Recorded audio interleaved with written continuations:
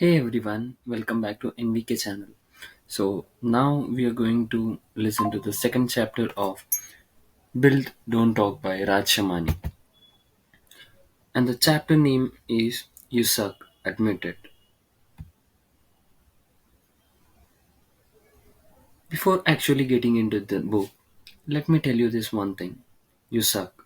You suck more if you think you don't suck. That's the harsh reality. And the harsher reality, the person who will tell you to admit you suck won't accept that they suck too. But I'm admitting it. I suck. I suck at so many things. But how do I know I suck at them? Because I've tried them. I realized I suck at sports because I tried. I realized I'm musically challenged because I tried. You can just do nothing on the excuse that you suck, because in that case, it will be just that, an excuse. There are people in this world who don't try anything with the excuse that they are bad at. Others start something, know they suck at it, but don't let go of it because of some false sense of superiority. Being in either one of these groups is stupid. You wouldn't want to suck and be stupid at the same thing, would you? If you belong to the first category, you're self criticizing without even giving yourself a fair chance. If you're so critical of yourself, what will other people do? You have heard that song. कुछ तो लोग कहेंगे, लोग का काम है कहना, right? So let the log say no.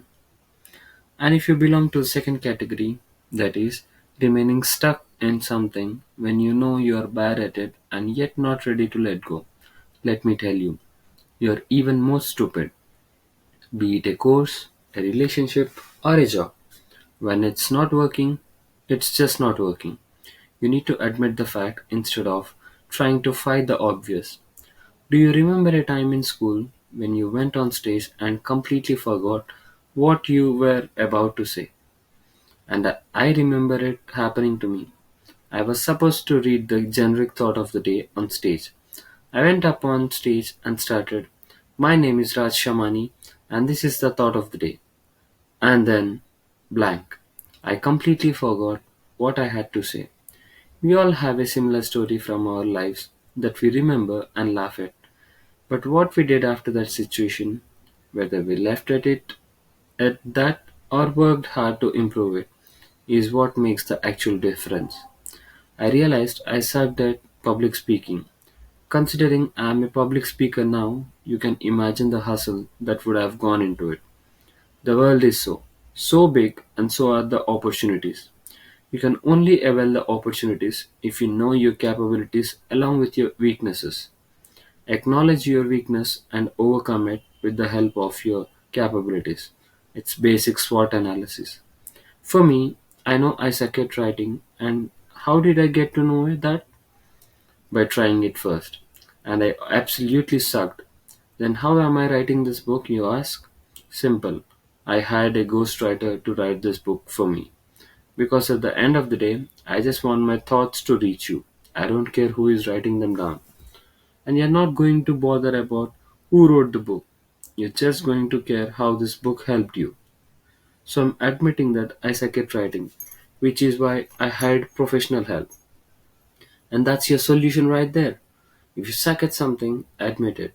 But don't just stop at that, because what you do about it is what makes the real difference. Most people feel bad about admitting that they suck at a particular thing. In fact, the first step towards growth is to understand that we suck at certain things and that it is completely okay.